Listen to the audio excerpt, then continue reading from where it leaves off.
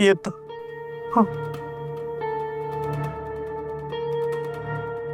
आई आदिशक्ती, शंभू महादेव, माझ्या पोराचं रक्षण कर. येतो म्हणते.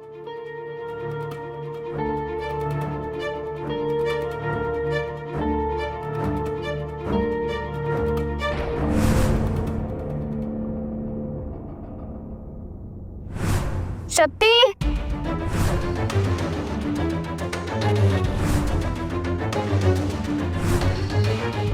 आता या सगळ्या प्रश्नांची उत्तरं मला मैत्री आईच देऊ शकते. वहिनी बस थांबा. वहिनी बस. हे बघा, नका मंदिरात नका जाऊ. याचा हुत करून येतं म्हणून जायची काही गरज आहे का जावा? ते बरोबर करतोस. ते बघ, जावं लागणार आहे कारण का मला संकेत मिळालाय. चल चल तू सांग. अहो, संकेत कुठे मिळाला, कसा मिळाला तोच तुम्हाला माहित नाही. तिकडे देवळात गेल्यानंतर आहे ना, कुणीतरी वर पाठवण्याचा तुम्हाला कट रचना असेल तर. अरे आज ते फालतू सापडे ना, मी मोडून काढलेत. यावेळेस हा निर्णय माझ्यासाठी फायदेशीर आहे.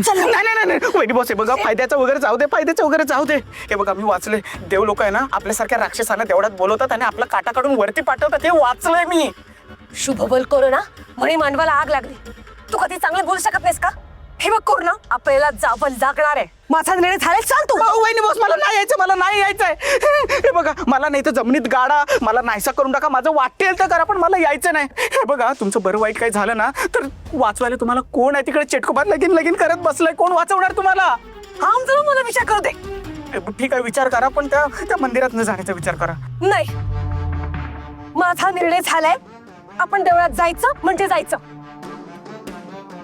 मला माझ्या सगळ्या प्रश्नांची उत्तरं देवळातच मिळणार आहेत. त्याच्यामुळे जावं लागणार आहे. चल कोरोना. इतकी हौस आहे तुला मरायची? जिवंत राहायचं तुला? मंत्र म्हणू?